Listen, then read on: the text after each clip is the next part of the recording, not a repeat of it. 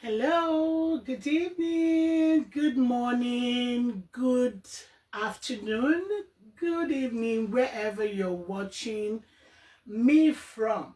Okay, it's another beautiful Saturday, and today we are on a very, would I say, a very modern and recent and current topic, and that is mental health and how you're able to build community as a woman in the abroad.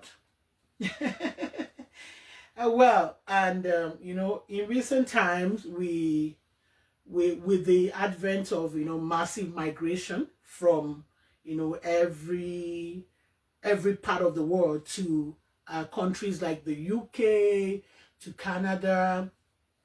Before, let me speak for Nigeria. I'm a Nigerian. We used to have a situation whereby going alone, traveling, relocating abroad. It was more of a woman, of a man's thing rather. The men were the ones really migrating abroad, and then some of them were all actually like leaving their wives behind back home. But a lot of things have changed, and there have been, a blend of, a blend of things in the sense that now you have the woman migrating abroad, leaving the family behind, and and she being like the middle person or the medium of of relocation for the entire family. So, but and also we have where it's not just only the married woman, but we have the young ones, teenagers, young women, relocating abroad for school, especially for school. Their parents, sending them. I know that, like, from Nigeria now, sending their kids abroad, for to school education. And we have as young as age 16 children who as young as age 16 relocating abroad. Okay, I'm going to bring our speaker. I'm so fortunate that our speaker is here with us. So we have, as young as age 16 coming abroad. And I happen to be resident in the beautiful province of Prince Edward Island, in Canada here. And I would say that even as a much older person, I'm in my 40s, even as a much older woman, I would say that relocation took its toll on me. Relocation as a woman took its toll on me. I'm here. I left my family behind in Nigeria, and I'm the only one here. And relocation took its toll on me. One of the first things, um, Maria, please accept my invite. I said, okay, it's adding you. Just hold on, please. Thank you. So it really took its toll on me. Aside the fact that I actually missed family, it was more like a new environment for me. So I had to, start all over again.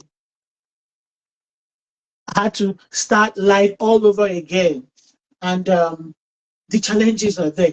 Coming from, hello, Maria. Hi. Let me try through here. Can you hear me well?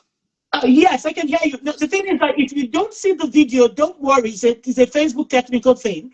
But our audience that can see us, I can see you. You can see me. It's a Facebook technical thing. But our audience can see us, and people who are watching us can see us. So, but I'm also trying to watch you from another device. So if there happens to be anything that needs adjustment, I will ensure to let you know. So just a second, Maria. So it was relocation really took its toll on me. I remember for the first 3 months of becoming here alone. Oh, Maria, please, you need to send an invite again. You went out. Please, we send the invite, please. Thank you. So it took its toll on me, and I was drained. I didn't really like feel. I was not happy. The loneliness was so huge. But I decided to kind of like come out of that loneliness state, a lonely state, and be intentional about making friends. I'm by nature a very outgoing, jovial, lively person.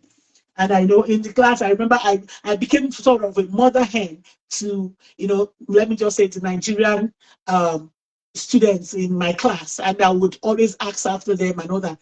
But even with that, going back to be alone on my own was not something that was very, very common. So it got to a time, merging immigration and everything, challenges of, being able to survive, pay rent and all that took its toll on me. And I began to to kind of lose myself. Even as old as I am, I began to lose myself. And then I say something. There's a classmate of mine who is a married person and is here with his family. The day there was a night I felt so overwhelmed, and I started crying, and I thought to myself, oh, I have to go back home. I can't do this. I was running. I was just sad, and I was crying, and I said I have to go back home. I can't and everything. And it was just like, like God used that guy for me. His call just came in and said, oh, Rosemary, how are you? And I said, I'm fine. He said, are you sure? He said, are you sure? I said, yes. Why do you ask? He said that he just felt the need to just call me. Where am I? I said, I'm in my room. He said, oh, that the voice I can hear sounds like somebody who is crying. Maria, you need to, when you come on, you stay on. You stay on. You stay on. Once you come on, stay on, please. Yeah. Don't go out. Don't go out, please. Thank you. So, this is more like an intro into the topic. So just stay on, Maria. Just stay on. Don't worry. So, the guy called me, and he was like, oh, are you sure? And I said, yes. He said, oh, I think I can hear you crying. Like your voice sounds like someone who has really cried for a long time. And I didn't know, I just gave in and I started crying because I was so lonely. I was so alone. For someone who had not, I felt really lonely. So now for that, this night, oh, Maria, you can't hear me? Maybe you should check your voice. You should please try to check your voice, your volume or something. Please check your volume. Check your volume. Let me reply. Check your speaker.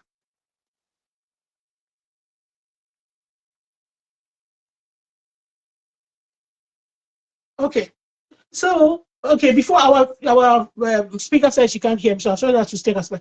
So I started feeling it wasn't funny, really. I must tell you, it was not funny. So I started feeling really lonely and everything.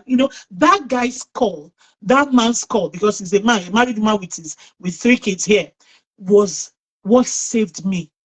Because I was, and I knew when I said I wanted to go home, I didn't have money. I didn't have money. I didn't have anything, but I was dying. Let me put that. Dying said that I was so. It was 3 months, and I was like, "What is this?" But and when the guy said, "Oh," I said, "Yes, I'm actually crying. I'm not getting myself. I'm not getting myself." And he said it to you. I said, "Go, come to my house now." He said, I told him, I said, "I'm not coming." He said, "Okay, I'm coming to your house." I know. And he came and I said, "Okay, yeah, let's go to my house." Do you understand what I'm saying? So, Maria, please, you need to check your speaker because I'm actually very audible here. Check your speaker at your end. So, this guy was a saving grace for me. This man saved me, So this night, our speaker, Maria Gomez, is going to be talking to us from her own personal experience, because I and Maria happen to be international students. So we both came here into Canada as international students. And Maria is, how she was able to go through that process. And, today she's also helping, women via her position, with the Black Cultural Society of Prince Edward Island. Maria, can you hear me now? Please, can you check your speaker, please? Can you please check your speaker? Is it working now?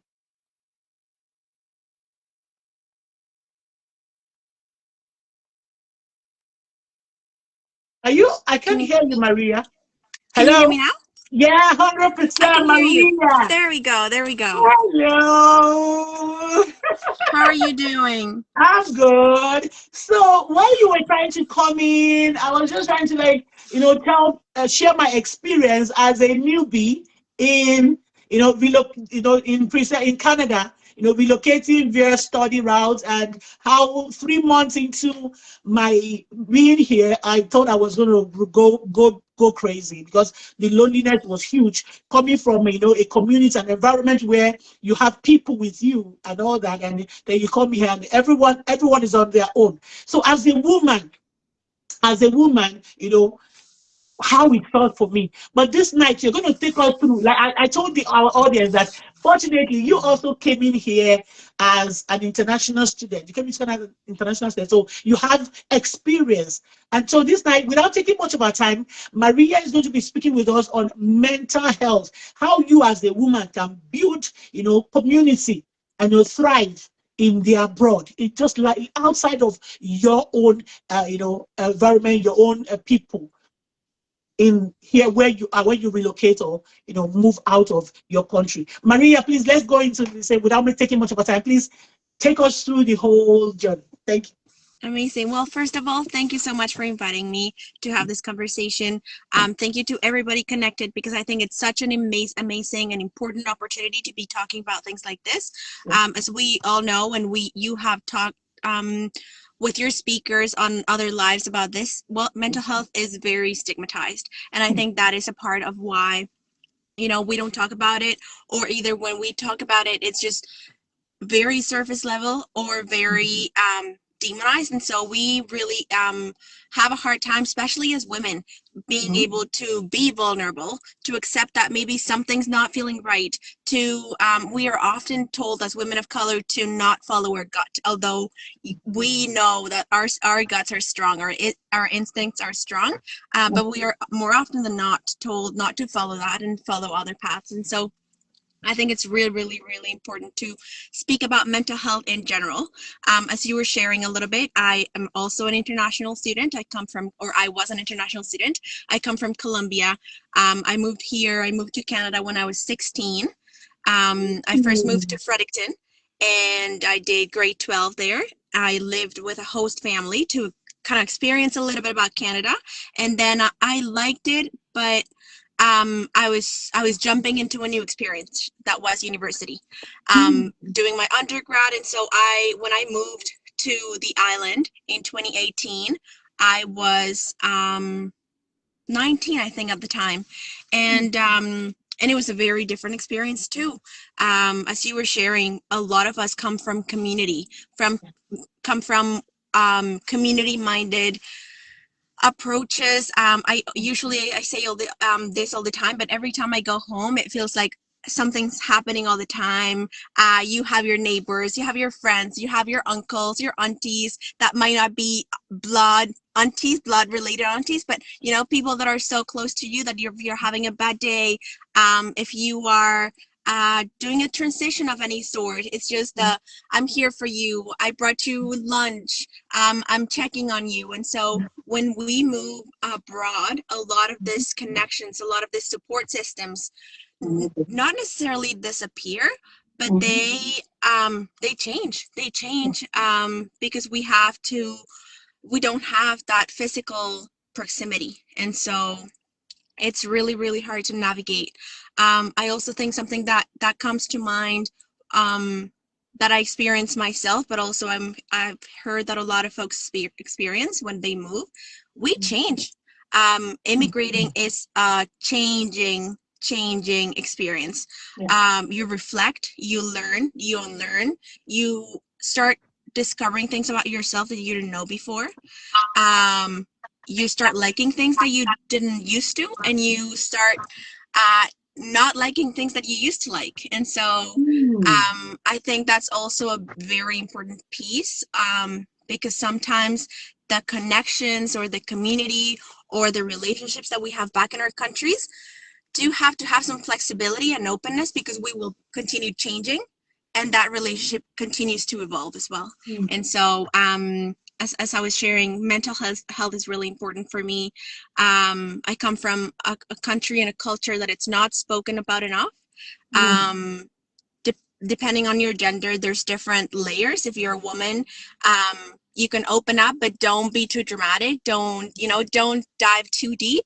If you're a man, don't even get me started on the feeling the feelings. And so I think for a lot of us, we shove and end up bottling up our feelings. And so that's where mental health becomes even more of a struggle, adding experiences like immigrating to a new country. Briefly, I heard when I connected that you were sharing immigrating, a lot of things change unexpectedly too. And so I think that's part of discovering your new journey, your new identity.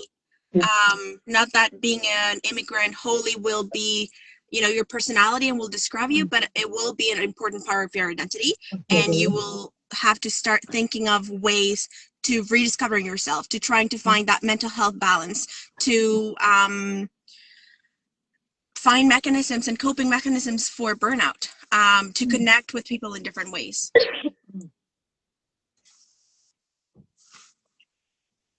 Yeah, go ahead.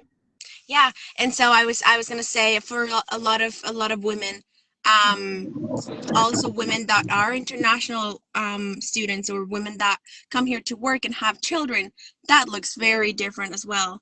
I think every person has their own experiences, their own balance, their own battles, depending on what experience they're navigating within the international experience or moving abroad. You shared it in community is so important to find a way to connect in your new journey. And at the same time, I think it's important to acknowledge that it's not always possible. I know for myself, the first 2-3 years that I was here in university, it was either working or studying, and there was nothing else outside of it. And so while I felt like I wanted to reach out for community, I wanted to reach out for resources, sometimes we pass that into a not priority thing. And so because life is so chaotic, you have to make so many adjustments. Immigration paperwork, I'm sure you're familiar with this, but it's such a nightmare. And so it adds a different layer of stress. Now adapting to a new culture, now leaving things behind, but also being mindful of who you leave behind too. For example, for me, my mother, my grandmother, my brother, they're all in Colombia, and I still have to be a daughter. Although I'm here and I migrated almost 10 years ago, I'm still a daughter. I'm still a granddaughter. I'm still an older sister. And so I have to continue, doing my best to still fit those roles. While I also discover at the time, the life of an international student, at this time, the life of a worker. And that takes me to my other point, which is what you shared on the theme of the live burnout, because we shove and bottle a lot of these things, a lot of these layers, a lot of these intersections, and often not because of choice, but because of environment. A lot of these things become not priorities. We start kind of going numb, forgetting, putting to the back burner all of these things that we are feeling, whether that feels sometimes burnout and mental health you feel it in your body. And sometimes you don't feel it in your body, but you realize that, you're acting different to things that you were acting before, or maybe you have a thinner patience, or maybe you're not dedicating yourself as much time as you used to. I also think it's important to know that mental health looks very different to very different people. And so I feel like there's a standard on what mental health is and what mental health looks like. And it's also the way that the mainstream system has shared what somebody healthy mentally looks like. And it looks like somebody super performing and going every day to, for example, moving their bodies and doing amazing at work and having a perfect. And so it's all of these like romantic styles of mental health. And I think for different people, especially here in Canada, as you probably have seen, because of the cultures, mental health and health in your mind looks different. It could look like, being very well connected to community, and that can bring you joy, and that can put your mental health at its peak.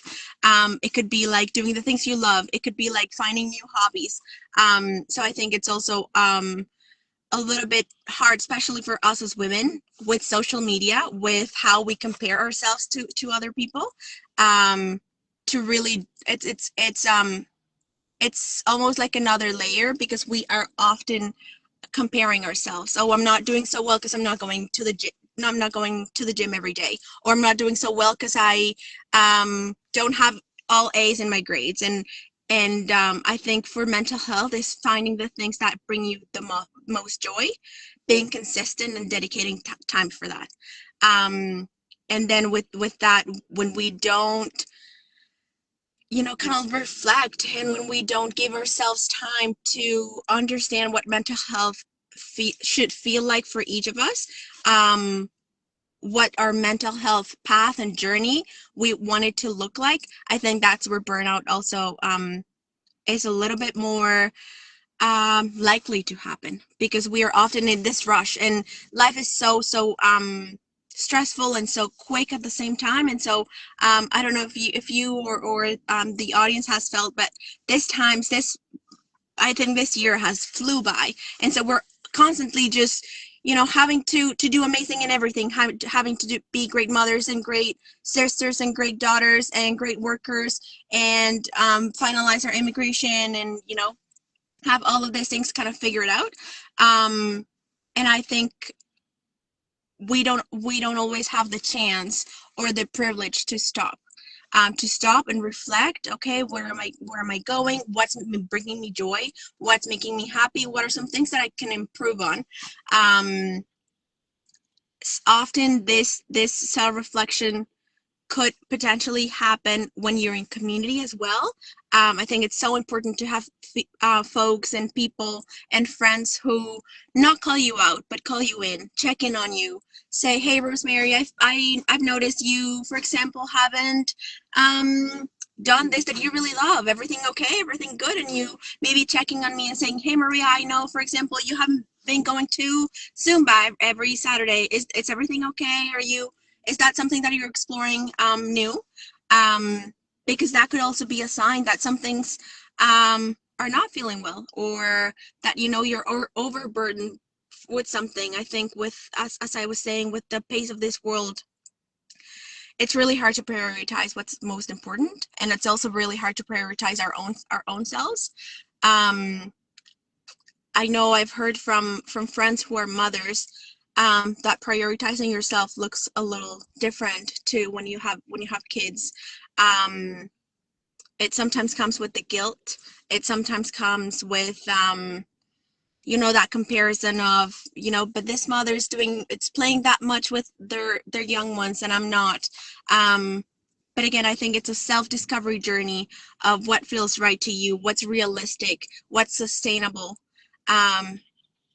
Because I can't fit to the standards that maybe you hold, or maybe you can't fit the standards that I hold, or maybe what I do that looks like mental health doesn't make you happy. And so I think it's finding tools. The more tools in your belt, the better. The more coping mechanisms, the more things that you find joy in, the easier it is to say, you know what, this is not working anymore. This is not working in this situation. I had a really hard time at work and I would do this, but then today feels right to do this. And having all those coping mechanisms to help you kind of power through. It's so very important. Also having in mind that mental health, um, self-care and self-soothing are very different things. And so when we think of self-care, we probably go back to the movies of having a bath, a bubble bath, and putting a mask on. And in reality, sometimes we do all those things and still feel empty. Or sometimes we don't even have the capacity or the money or the time to do any of those things. And so I think while it's important that we indulge into the things that bring us joy with self-care, I think it's also important to enjoy and engage in things that are self-soothing, like breath work, like walking, things that are a little bit more accessible, that feel that don't feel so maybe so physical, but that regulate our nervous system. As I mentioned, immigration has so many challenges, so many new experiences, that I feel like, especially when you're going through paperwork, your body feels an autopilot. And if anybody is watching us that hasn't gone abroad or immigrated, that probably is relatable too. You probably, the work that you're doing feels like you're an autopilot, or maybe motherhood feels like you're on autopilot. And while having a mask and having a petty might feel nice that day, it might not be in the long term what your body needs, what your mind needs. And so as I was sharing, maybe indulging in things, and I wouldn't say indulging is the right word, but engaging in things that are important for your nervous system, trying to understand your nervous system. I wish that was something that we were taught at school, how to breathe, how to feel, that pit in your stomach that you feel when you're really nervous. How do you handle that? It's not a checklist of things you could do to feel better, but the more you know, the better you are equipped to do things, because the world itself, experiences will be triggering and activating, and maybe that's outside of your control, but what you can control is yourself.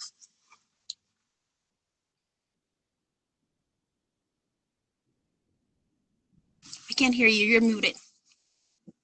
Yes, I actually muted. Thank you. I actually muted to actually because I saw someone say Rosemary mute, so I probably thought that my background was a bit noisy or something like that. Yeah. Okay. Yeah. Thank you so much, Maria, for you know I would say doing justice to the topic of tonight. And you said so much that I kept. Maybe that's why I was asked to mute my background. I kept doing hmm, and I kept nodding. I kept humming and humming and nodding. Um, for you, I didn't even know this much about you coming here as I just mentioned that there are some students who came here even as young as age 16. And I see a lot of these ladies, and I'm let me just say I'm proud of them. Like I go anywhere I see in my community, I go to church or something. I say I'm really fond of saying, "Can I give you a hug?" Because can I give you a hug? And I'm saying that because I know what it is, like being here alone. Even though some of them, are here under a guardian and all that, but it is really a very major thing. And now, everything you shared this night is amazing. But I like the fact that you exposed extensively on the mental health and burnout. And like I said to our audience, I said you are actually the best person to speak on this topic because you went from a student and now you are a worker. And fortunately, you work with women and female, generally. So I want to ask, what has it been for you? What has it been for you? Being able to help and support the women in the line of your work? Um, I would say quick and short answer would be community.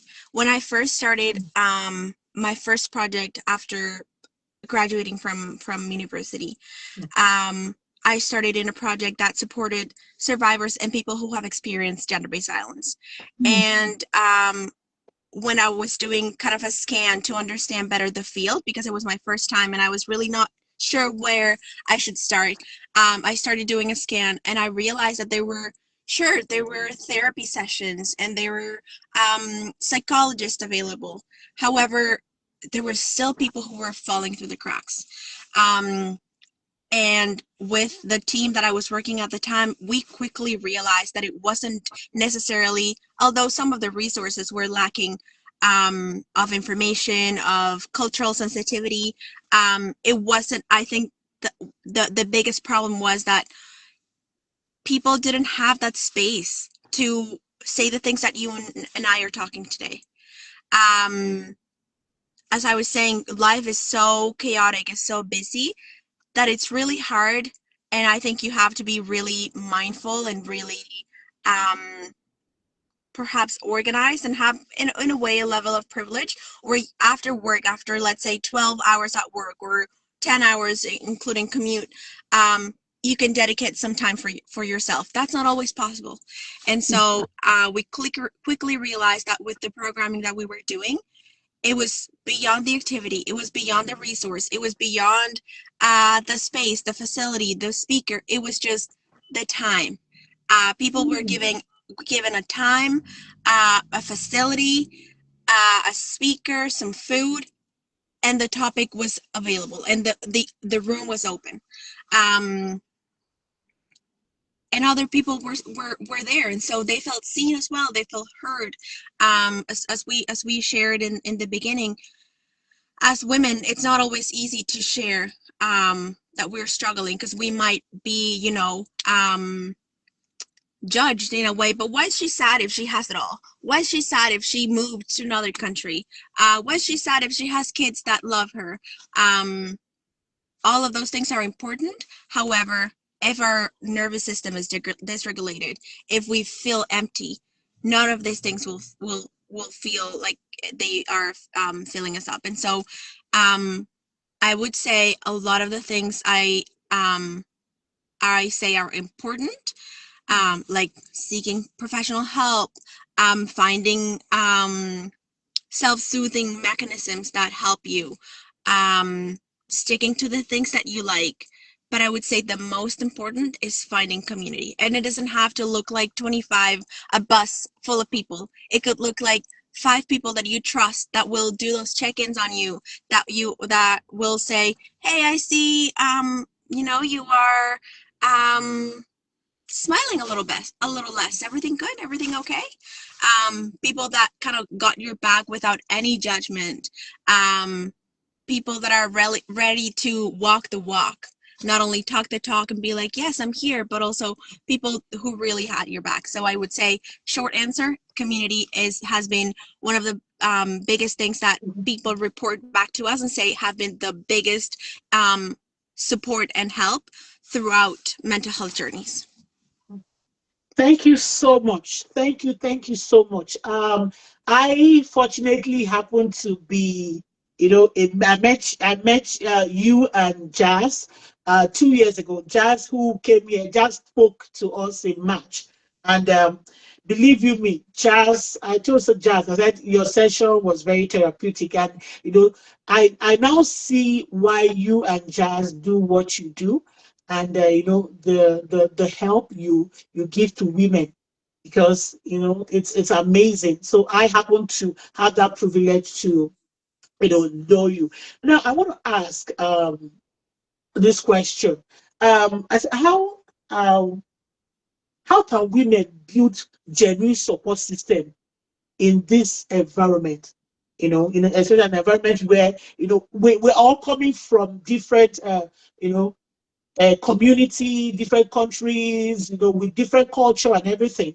But how can we, as women, immigrant women, women of color, build community so a genuine support system, in this type of, environment where trust feels, unfamiliar, or let's say risky. Mm. I believe I was under the impression when I first started of like, how do we fit together all of this culture and backgrounds that will be so different? And after reflecting, after maybe like 3 years of doing this work, 4 years, I've realized that we, as women of color, have a lot more commonalities that we would think. And a lot of us are seeking that connection. And so it's a lot easier to make generous assumptions and to feel seen and feel heard, just because you look a little bit more like me than I would look to anybody, especially in a white dominated space as Canada or as Prince Edward Island. And so I truly believe that when there are these spaces like this platform, where we are uniting for the same goal, the connections are natural. And I think that's where the best connections and support systems grow, because they are organic. You're not forcing anything. It's not like you are, paying somebody to hear your problems, but it's more natural. And a lot of the experiences, although marked by different intersectionalities, like race, like age, like class, and different layers, I do think because we have so many commonalities, it's easy to see you, it's easy to understand you, it's easy to relate. And so I would say finding places where it feels like the common goal is connecting. I said this at the beginning, and I would say it again: trust your gut. Trust your gut. Your gut will tell you which people you need in your life, and they might not stick forever. um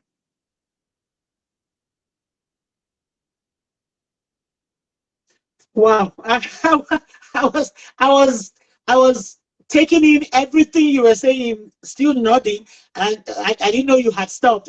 I was like, thank you so much, Maria. It is, your last statement, is actually, it's a leading to my next question.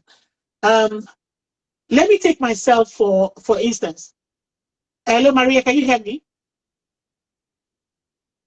Hello, hello, Maria, are you with us? Okay. Okay. So, our speaker will join us right back. But I want to say that if you have been, watching this program with us, we are actually discussing how the topic is mental health and how you as a woman can, build support system outside of your environment, your country, abroad. Because really, for us, this about yesterday or 2 days ago, I shared on the Facebook platform because I was so down. I was ill.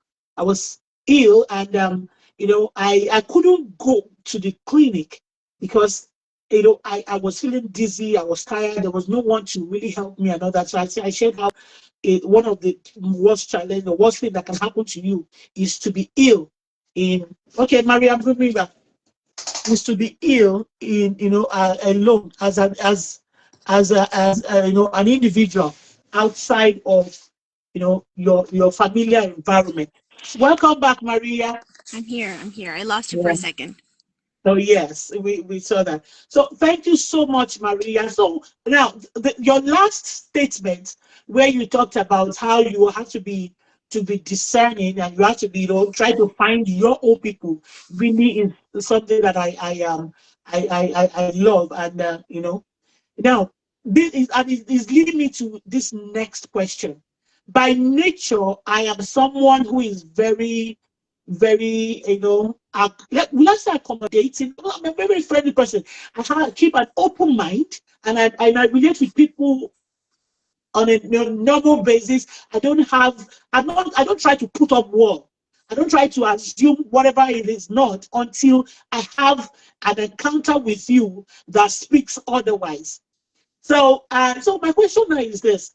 in trying to build with what the work you do, in trying to bring women together, you would definitely have come across people who who relate with who relate differently, who have the different approach. I am the jovial self. I want to be in a place, and everywhere should be lively. That there are some people that are withdrawn, they want to study and all that. So now I want to ask, um have you ever felt guilty for feeling happy or overwhelmed despite achieving what you once wanted or prayed for? How did you navigate that? Yeah, I would definitely say that has happened to me, and I'm sure it has happened to many women. As we were chatting, being in it, having the opportunity to be in Canada, having the opportunity to, for example, pursue post-secondary educations. Um, it's a privilege, it's an opportunity, and I've heard, people, when I was doing my undergrad, there was times where I felt like, am I doing the right thing being here, or should I go home? Um, when you were sharing about your experience, being not having some challenges with health, I'll share a little bit about a recent experience. My grandmother was really sick. She had a stroke a year and a little bit more ago, and that moment really, really shook me, because being here, I felt so guilty. I felt so guilty because I felt like I was also almost abandoning them. Um, Maybe I wasn't fitting the role of the granddaughter that I wanted to be, that I used to be when I was back home. Mm, Um, and that is a moment where I had to do some self-reflection, and we were chatting about, self-reflecting, knowing what works for you, knowing what fills your bucket. Um, the instinct, or the first, kind of thought was, you have to go home. mm, Um, and then I kind of sat with that idea, and I said, yes, I have to go home to visit, but I don't think it's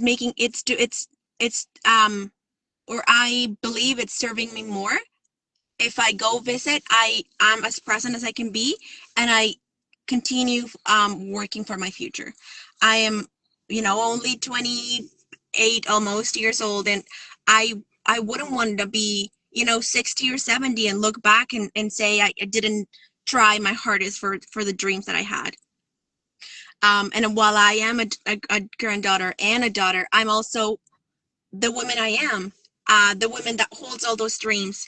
I'm still that, that little Maria, 8-year-old Maria, that wanted to achieve all of these things, to study abroad, to have to pursue her post-secondary studies. mm. And so I that was that time where I kind of sat, self-reflected, prioritized for me. And while, maybe it might feel selfish for some, it was what worked for me, what I needed. I'm not saying this is what everybody needs to do, but again, it's about knowing what your boundaries are, what your dreams are, what fills up your bucket, what keeps you grounded, and knowing that there's a balance in between all of those things that you want to do. Thank you so much, Maria. When we came in, I shared about my experience when I came in here. And back home in Nigeria, I lived in a what I call, in a city, in a contemporary, alive, active city. I worked for 15 years in the construction industry, and then I came here. And so one of the things that I that actually contributed to my, what I would call, what became a misery, or the state that I fell into, was I I I I saw that I could not start to thrive in my field from here. So it became something that I was I was not happy about. And for me, what happened was that instead of hiding, I maybe because I've had experiences of, having gone through different phases and challenges of life. I said, instead of hiding, I began to talk about my challenges. I have my personal Facebook page. I would, make it a day that I would just share. I would tell people of what happened to me today. I would share and all that. And then, it became a form of healing balm, then healing medium for me to be able to pour out what I go through. So I share my pictures, I share everything I'm going through and all that. And it was also one of the things that helped me. Now, my question is this. I want to ask you, what are some of the silent emotional struggles that women face when they first move abroad that no one prepared them for? So I think of so many. Your question is a very comprehensive one. I would say we often silence a lot of our identities when we move abroad. We start, you know, I think you kind of talked about it a little bit, but often it feels like it could be people pleasing because you're trying to fit, and at the same time, as I mentioned, you change. Like, I truly believe that immigration changes you. So you stop liking the things that you used to, and you start liking new things, and you start discovering things that you used to maybe agree because of the environment that you were in, and now you don't anymore. And so I think a lot of the things are, in a way, a lot of, or it could be that in some of those silencing mechanisms are coping mechanisms as well to keep us safe, to help us adapt. And I think some of them are helpful. And I think others, when we do them to try to fit in, but we're not convinced, that's where, can be a little heavy, because we might find ourselves doing things that don't sit with us anymore, or that we don't have the capacity to sustain in the long term. Thank you so much. For sincerely speaking, the early years of my being here was very challenging for me, and but like I said, sharing them, I've always been someone who is a social media person, so I would share, I would talk about the challenges, I would talk about I'll talk about, even when I don't have the day I don't have food, I'll talk about the hunger I had to go through and everything. And then, it kind of followed that that flow. And remember, you mentioned that you will have some people tell you, okay, if it's not working, come back home. If it's that terrible, why not just come back home? And I remember saying to someone, there is the same challenges I'm facing. The only thing is just that it's different because of environment and your culture and everything. But I also faced problems back home. So for us, that one of the emotional things is I was comparing my life back home to what I was having here, because I felt that I started feeling that I was going backward. For someone who has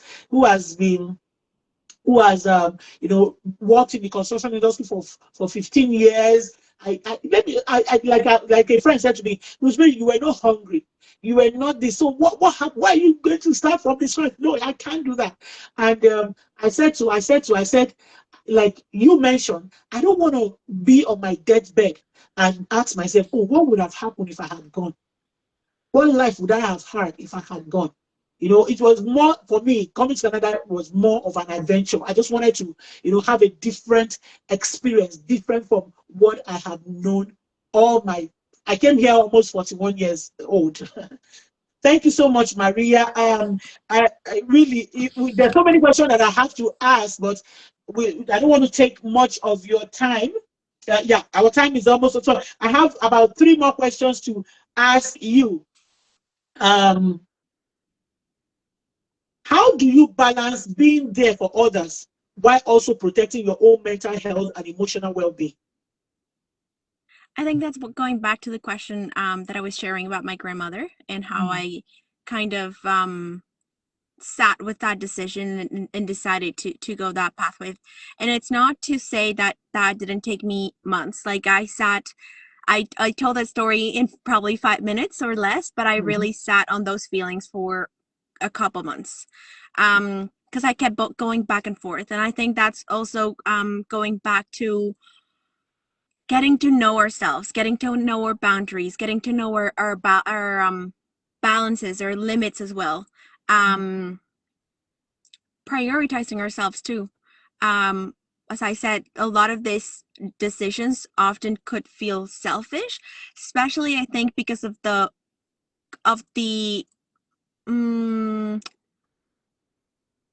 like of the perspective that we come from. So in my culture, you are responsible for your parents. In my culture, you or maybe a few years back and a few generations back, it was easier to tend to your parents and care for your parents until they, pass. In reality, in today's world, as much as I would love that, it's not always a possibility. Because of so many things, starting by economy and how expensive things are today. But also understanding that maybe some other generations in the past didn't have the tools that we have today and did feel very selfish, and maybe did everybody claim it as selfish, taking those decisions where you prioritize yourself. And all that to say, I think the experience that I shared was a good example of how I balance being there for others and also don't letting myself down. And also I would like to say to that point that it's a lot of growth. It's just journey. It's time. It's sometimes, cries and tears and sitting on your bed and kind of like recalculating and being like, am I taking the right decision? Is this something that I should do? And when we know ourselves and give ourselves grace, we also understand that maybe the decision that I took that day works for me today, works for today, Maria, but it doesn't have to work in 5 years. If I happen to decide that what's best for me is to go home and take care of my family, maybe that's what works at the time. Or maybe in 5 years I decide, no, I think I'm, standing 10 feet about that decision. That's what works for me too. And so I often, as women abroad, I often see a lot of people who, kind of have that balance between, I want to go home, but people will judge me. It'll be like I almost failed. But also they are doing that or they're staying uh, with the cost of being unhappy. And so I think there's no right or wrong decision. It doesn't, because staying worked for somebody doesn't mean it has to work for you, or because going home worked for somebody doesn't mean that it has to work for you. It's what really, really, I feel like a broken record, but it's what fills your bucket. Oh my goodness, Maria, I can see your work reflecting the way you're speaking to us this night, because it's more like, I think, like you said earlier, most of us immigrants, our culture are similar. I'm telling you, they are similar. Thank you so much. Okay, the next question. For women who feel like they are losing themselves. Okay, sorry, for women who feel like they're losing themselves in survival mode, what are practical first steps to reconnect with their identity? What do you think are practical steps for them for women who feel they are losing themselves in survival mode? Coming abroad, you're all you're doing is go to work, and then shift here, pay tuition, pay rent, do this, do that. Yeah? For women who feel like they're losing themselves in survival mode, what are the practical um, first steps to reconnect with the identity that you would counsel? I would preface this by saying anybody who feels that way is not, I don't think they're alone. Many immigrant women that have felt like that, including myself, have been there. And it doesn't always, unfortunately, it doesn't always feel like putting a band-aid on, because it is, as I said, a lot of change, a lot of change. I don't think we, or I'll do it in my own experience. I don't think I realized and comprehended how much of a change immigrating will be until I was here. And I still, um 10 years after I immigrated, I still find things that I'm just like, wow, I never thought this would happen. Um or maybe I think it's an incredible opportunity often to really discover who you are. And so I don't think I could say, this is the checklist to feel like you could be out of survival mode. Because as I have been saying, it's about the more tools you have, the better you can use the tools when you need them.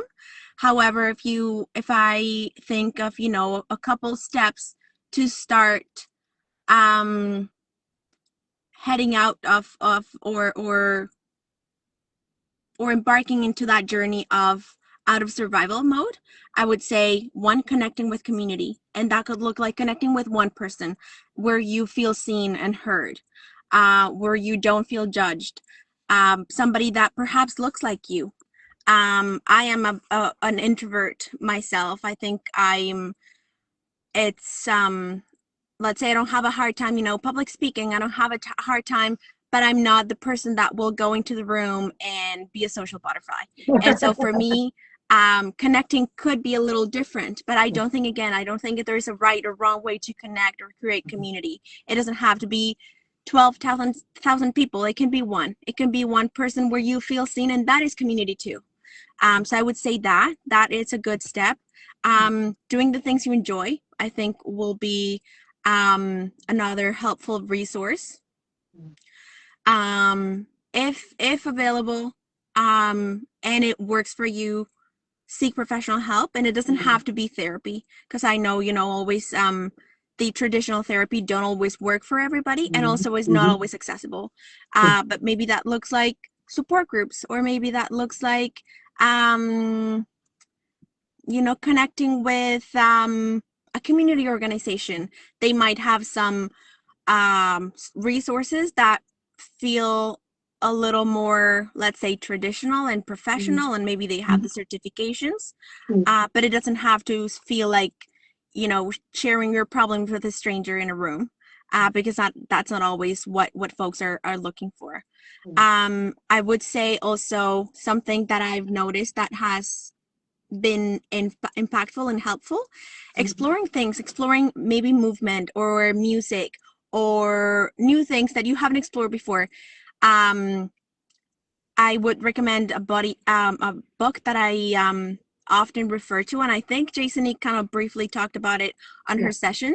But there is a book called "The Body Keeps the Score," and we don't realize how much the body really, really keeps the score of our trauma. And we also don't always realize, and it's not always taught to us, that movement can do so much for our mental health. A lot of especially for women, a lot of the trauma is held in our hips.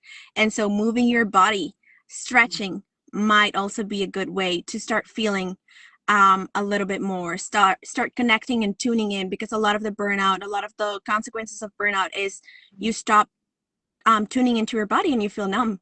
And so you don't sometimes even recognize when things feel off.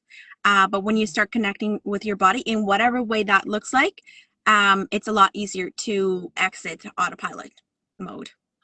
Oh my goodness, Maria, thank you so much. I want to, for first time, before I ask my last question, I want to say I am deeply grateful for the love that you and Jazz has shown me. I want to thank you because being with you ladies is a breath of fresh air. Thank you for carrying joy. You guys are always smiling, always happy, always welcoming. Please never lose that. And I just want to say thank you. Thank you for doing me this honor this night. Thank you so much. Thank you, thank you, thank you. Now, for us to wrap up this night's program, just say one word, one statement or word to that woman out there listening to you. Final word. Grace. Give yourself and others grace. Thank you. Give yourself another. That's good. Don't let me clap, please. I would like to Maria, say thank we you. are Thank you. we are Thank you. incredibly honored to know you, and have folks so close to us hold spaces like this for other people. Thank you so much, Maria. Thank you. And I want to end by saying, please keep your door open. I can be an Oliver Twist, and we're coming back. Thank Thank you you so so much. much. Thank you. I want to appreciate everyone for being a part of tonight's discussion. And for you, my ladies who are abroad, and I want you to please go back and listen to tonight's discussion. See, it holds healing. It has been very therapeutic.